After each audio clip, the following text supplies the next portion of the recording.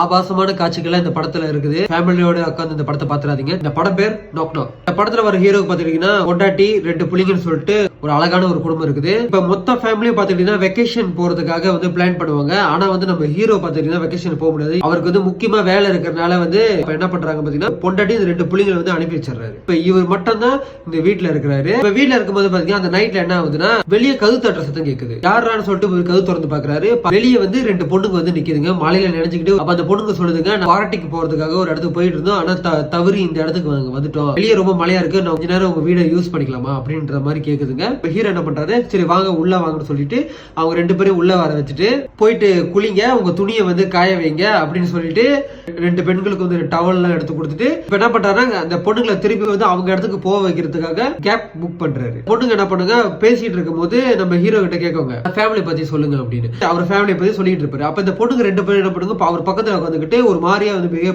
ஒரு மாதிரியா பண்ணுங்க.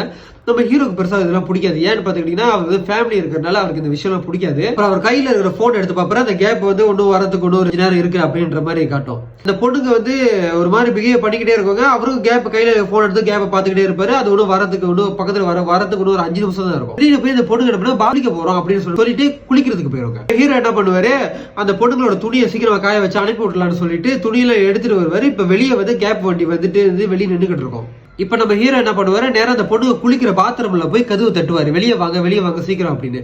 இப்ப உள்ள போய் திறந்து பார்த்தா அந்த 2 பொண்ணுங்களும் ஒட்டு துணி போடாம நம்ம ஹீரோவை கூப்பிடுங்க, வா நான் கூட ஒன்னாரு அப்படின்னு.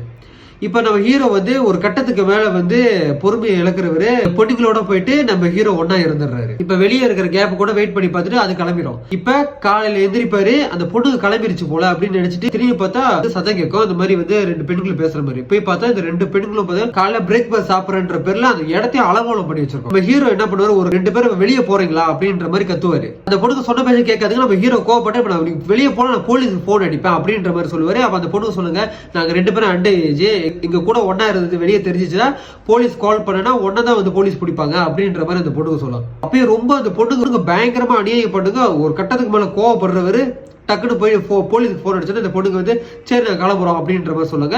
இவரே அவர் வண்டியில ஏத்திட்டு போயிட்டு அந்த பொண்ணுங்களை போய் இறக்கி விட்டுறாரு. இப்ப இவர் வீட்டுக்கு வந்துட்டு அங்க போல அவர் வேலையை பார்த்துட்டு இருக்காரு. திடீர்னு பார்த்தா அவர் வீட்டுக்குள்ள போட்டோஸ் உடையிற சத்தம் என்னதுன்னு போய் பாப்பாரு. பின்னாடி இருந்து அந்த 2 பொண்ணுல ஒரு பொண்ணு வந்து இவர் தலையில அந்த இரும்பு எடுத்து ஓங்கி வேகமா அடிச்சிடும். இதுக்கப்புறம் நம்ம ஹீரோவை கட்டி போட்டு இந்த பொண்ணுங்க வந்து பயங்கரமா அநியாயம் பண்ணுவாங்க. இதுக்கு மேல உள்ள கதையை நான் சொன்னேன்னா அதுக்கப்புறம் நீங்க படம் பார்க்கும்போது இன்ட்ரெஸ்டா இருக்காது. இதுக்கு மேல உள்ள கதையை நீங்களே பார்த்து தெரிஞ்சுக்கோங்க. படம் எங்க பார்க்கலாம் சொல்லிட்டு நான் கீழே எழுதி போடுறேன். அந்த இடத்துல இந்த படத்தை தட்டி பாத்துக்கோங்க. நான் உங்கள் கிரேசி.